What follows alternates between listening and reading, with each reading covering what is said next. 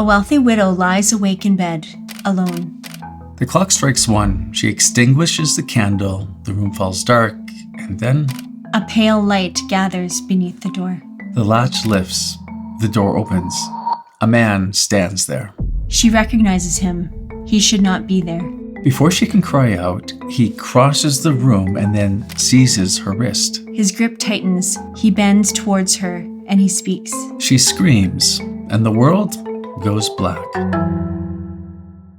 Welcome to episode 17 of Lent Daily, where we're sharing stories from our Catholic tradition, marked by a sign or wonder of God that calls to conversion.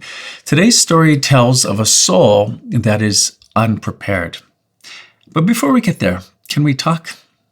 In our home and in our ministry, this Lent has been a very Lenty Lent. And there's been some unexpected challenges just in our home and in with the ministry. And they've kind of compounded. And the reason I'm just mentioning this is, can we ask for your prayers? We'd really appreciate that. So we're counting on you for that. The second thing is, if you've been blessed by these videos, would you help us bless others by becoming a monthly supporter?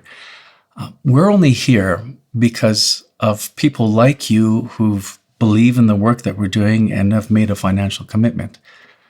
We're here because others have lifted us up. And we want to say thank you to all those who have done so.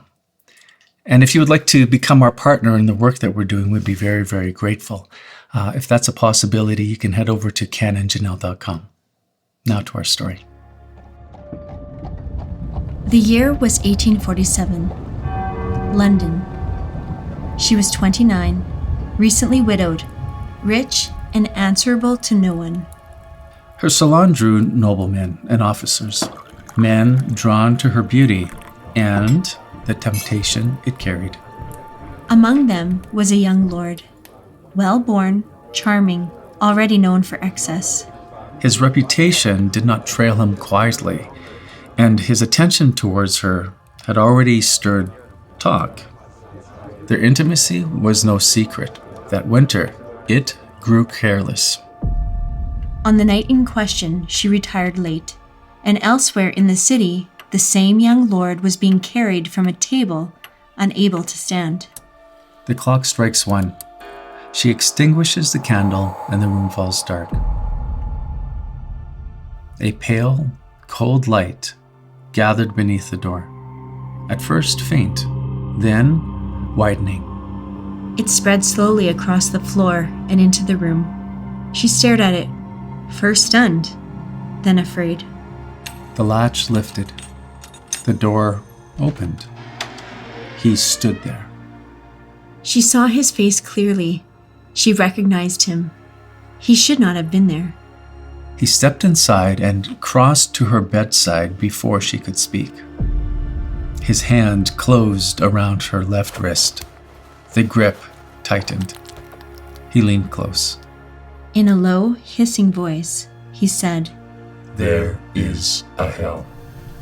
Pain tore through her left wrist. She cried out and lost consciousness.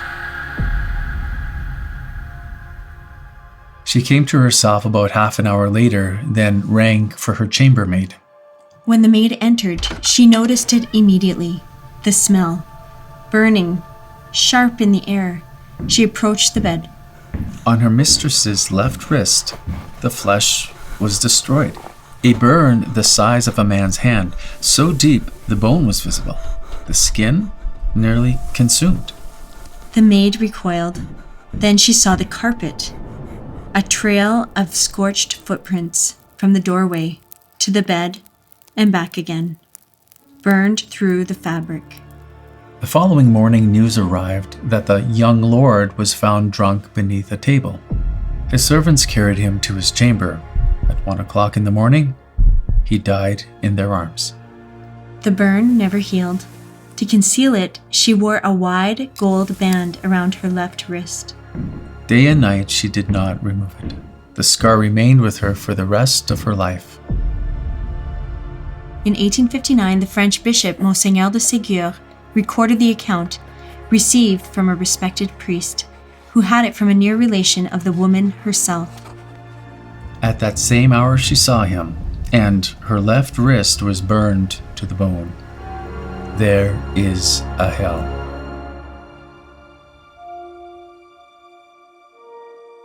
The story comes to us again from the Dogma of Hell, and the author of that book often has been drawing stories from the Monsignor. Ségur. From France. Yes.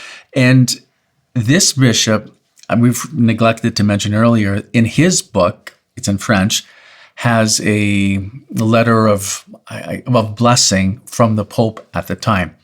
So his writings were widely distributed when he did write, and the Pope knew of his writings, and he got this special apostolic blessing, I guess, at the beginning of his book. Anyways, kind of lends a little bit of credibility to the story that ends up in the Dogma of Hell. Today, we're going to shift just a little bit just to talk about some catechesis regarding what happens when we die. The Church teaches that at the moment of death, the soul undergoes something called the particular judgment. And at that point, after the particular judgment, the eternal destiny of a soul is determined for all eternity. If one dies in the state of grace, they eventually go to heaven. If there's some imperfections, then we need purgatory for purification. If a soul dies in the state of mortal sin, then the soul is lost to hell. The Catechism of the Catholic Church says, "The teaching of the Church affirms the existence of hell and its eternity. Immediately after death, the soul of those who die in a state of mortal sin descends into hell, where they suffer the punishments of hell, eternal fire. The chief punishment of hell is eternal separation from God, in whom alone man can possess the life and happiness for which he was created and for which he longs." Sometimes when we're listening to these stories, it can cause an undue fear of going to hell, and we wonder, am I going, right? Because no one wants to. So St. Alphonsus here gives some really wonderful encouragement, because he says that when we have a devotion to Our Lady, and that devotion comes from goodwill and not having a presumption in God's grace, we can be confident that Mary will take us to our eternal reward in heaven.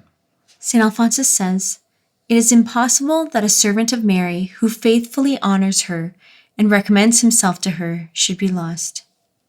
He who is faithful in honoring the Mother of God through Mary will soon receive him.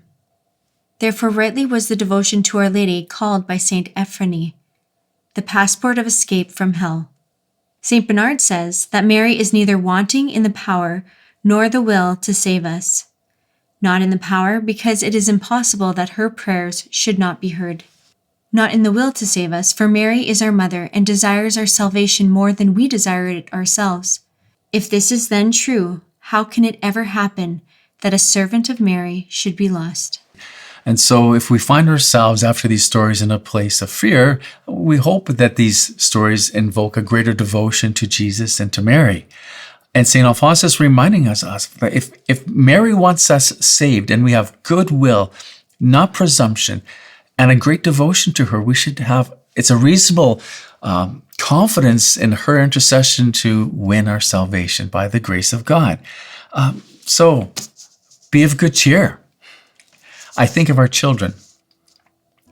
We want the good for them more than they understand the good for themselves. We've experienced this recently with some of them. We want good for them. And sometimes they can't perceive it. They don't understand how it's all going to come about. But if you're a parent, sometimes you understand this. You can perceive things that a child can't.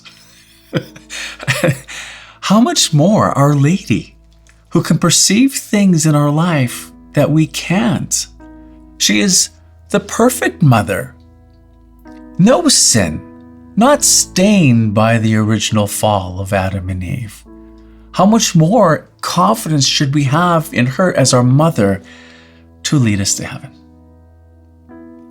So, thank you for hanging in there right to the end. We really appreciate your time.